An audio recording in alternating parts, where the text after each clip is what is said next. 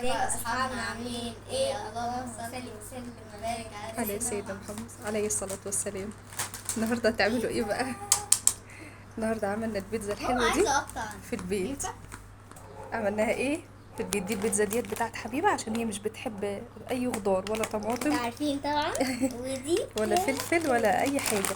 وديت ايه، احنا بنحب ناكلها كده زي اي ناس يعني. بس ينفع يا هم جماعة حبوا ان هم أقطع؟ يجيبوا معاهم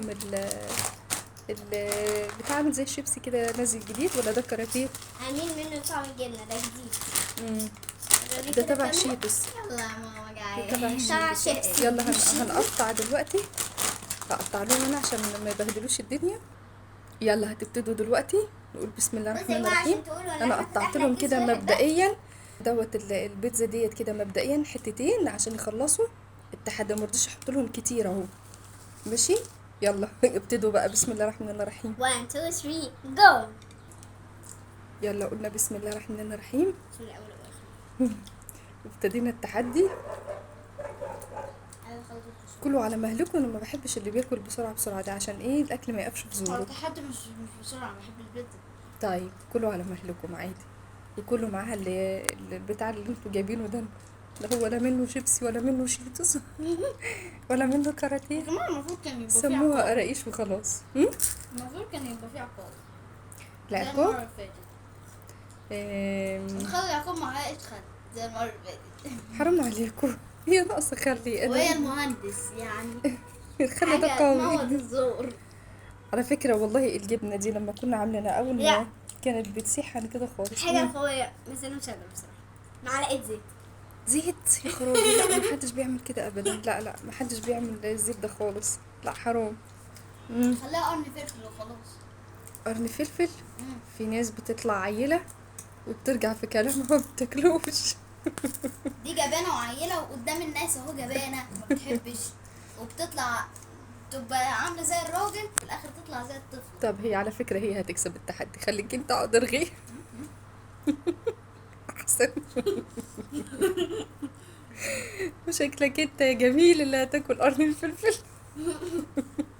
انا لي حبيبي مش هتفرق. ما تتكلميش وانت ببقك اكل.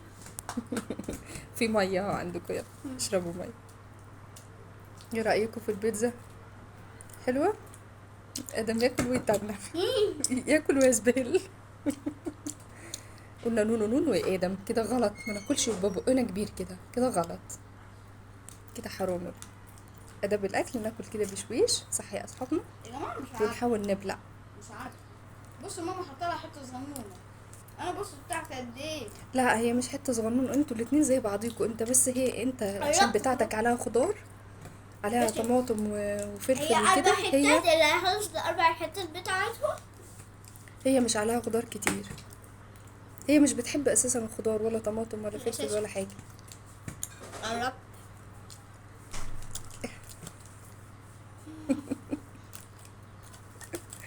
كله على مهلكوا. اشرب ميه يعني. هي دي النيله. الواد بياكل كانوا بياكل في اخر زاده.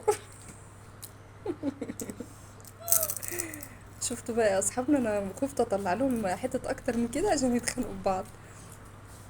انا مش قادره اخلص وانا مش قادره اخلص. قلت ايه مبدئيا نحط ايه حتتين بس كده الاول. بس يا ابني ما تلطمش كده غلط. ياه. ايه بلعوا بالبتاع الصغنن ده، الفنكوش ده ولا العبركوش ده ولا اي حاجه. رانكوش. سوري ما تاكليش. اشرب ميه الأول. لا والنبي مش ايه عارفه هو ده؟ هو بقى. تتكلمش بتبقك مش اكل. عارفه. اشرب وخلصي. اطلع لك حته تانية حبيبه. هتطلعي لي حتتين عشان يبقى 4. طيب يلا يا ادم انت اول التاني حته بتاعتك ما خلصتش. هي خلصت الحته. انت شبعت؟ لا انا هكمل دي. مش قادر ياكل تاني كده لان ادم انا حته البيتزا بتاعته حلوه كده يعني عشان الخضار اللي فيها كتير. لكن هي مش. حاضر اتفضل. وانا كمان بحب اكل مع بابا. ميرسي. حاجه تخصني عايزه اكل معاك. كده انت اللي كسبت يعني التحدي. حتتين تانيين. احط لك حتتين تانيين بس كده. طيب يعني طب ادم احط لك زيها ولا لا؟ مش قادر.